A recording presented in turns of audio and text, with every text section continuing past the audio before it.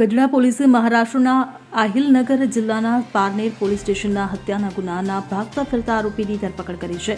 ગઢડા પોલીસે સ્ટેશનથી આરોપી જનક ભીડભડિયાની ધરપકડ કરી હતી.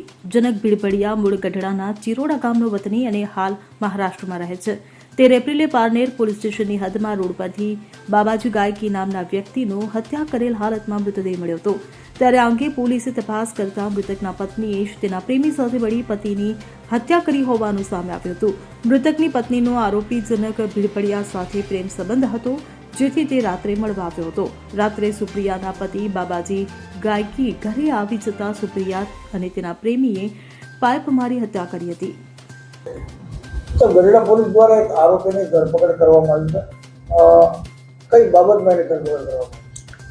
આજથી 3 દિવસ પહેલાં મહારાષ્ટ્ર રાજ્યના પારનેર પોલીસ સ્ટેશન છે, ત્યાંથી પોલીસ તપાસમાં આવેલી ગઢડા, અને ત્યાં એક મર્ડરનો બનાવ બનેલો અને તેના આરોપી જેનું નામ છે જનકભાઈ ભૂપતભાઈ ભીડભડિયા, મૂળ ચિરોડાના વતની છે અને ત્યાં રહે છે.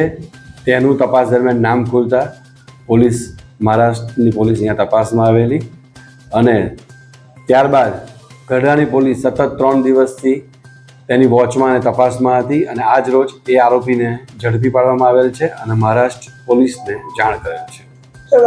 કોની હત્યા કરી હતી, શું સમગ્ર ઘટના શું? 13/4/25ના રોજ પારનેર પોલીસ સ્ટેશનના હદમાં રોડ ઉપરથી એક બાબાજી ગાયકી નામના વ્યક્તિની ઈજા પામેલી હાલતમાં લાશ મળી આવે છે. ત્યારબાદ ત્યાંની પોલીસ એડી દાખલ કરી અને આગળની વધુ તપાસ તજવીજ કરે છે અને ત્યારબાદ તેની પત્ની સુપ્રિયાને વધુ પૂછપરછ કરવામાં આવે છે અને ત્યારબાદ આ સમગ્ર ઘટનાની પોલીસને જાણ થાય છે, જેમાં આ સુપ્રિયાનો આ કામના જે આરોપી જનકભાઈ છે તેની સાથે આડા સંબંધ હતા અને 13/4ના રોજ આ જનક એ સુપ્રિયાને ત્યાં એના ઘરે ગયો હતો રાતના સમયે, અને ત્યારે એનો પતિ બાબાજી આવી જતા આ જનક અને તેની પત્ની આ સુપ્રિયા બંને ભેગા મળી અને પાઇપ અને બીજા અન્ય હથિયારો વડે ગંભીર ઇજાઓ કરી એનું મૃત્યુ નિપજાવી દે છે અને ત્યારબાદ તેનું મૃત્યુ થતાં બંને વાહનમાં એની લાશ નાખી અને હાઈવે ઉપર એક્સિડન્ટ થયો હોય એ રીતે હાઈવે ઉપર એની લાશ નાખી આવે છે અને આ રીતે સમગ્ર ઘટનાનો અંજામ આપેલો છે. આરોપી મૂળ વતની જાણો છે ને ગઢડા પોલીસે ક્યાંથી એને ધરપકડ કરી? આ આરોપી જનકભાઈ મૂળ ચિરોડાના વતની છે અને હાલ પોલીસે એને ગઢડા ટાઉનમાં બસ સ્ટેન્ડ વિસ્તારમાંથી એને ઝડપી પાડેલ છે.